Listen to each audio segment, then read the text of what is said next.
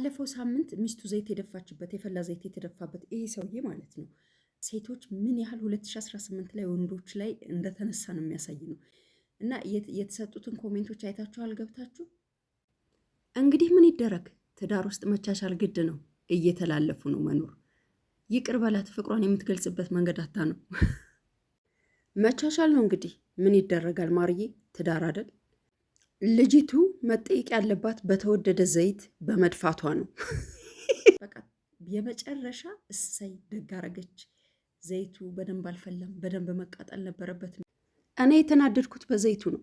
2200 ብር ከባድ ነው። ምን ያህል ብትወደው ነው ፍቅሯን በዚህ መንገድ የገለጸችለት? በተወደደ ዘይት 100 ሺህ ሽልማት አለው። እንደ ሀገር ነው ያኮራችን። አገናኙኝ። ጎበዛ ጨብጭብ። በጣም ብዙ ኮሜንቶች ናቸው የተሰጡት እና በጣም አዝናኝ የሆኑ ኮሜንቶችን ያየሁት። እውነት ለመናገር ደፋችበት ነው ያላችሁት። እሱ ምን አድርጎ የዘንድሮ ዘይት ደግሞ አይጎዳም። ደስ ሲል አንዳንዴኛም እየደፋን እንጂ ትዳር መቻቻል አይደል? ምንም አይደል ይቻላት።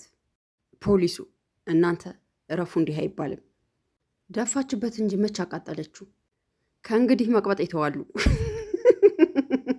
ትዳር ውስጥ መቻቻል ግድ ነው፣ ለዚህ ብሎ እንዳይፈታት። እረ ኮሜንት ምን አድርጓት ይሆን? ትዳር ውስጥ ያጋጥማል እንግዲህ። ለልጆቹ ብሎ ችሎ ይኑር። እስከ መቼ ይደፋብን? አንዳንድ እየደፋን እንጂ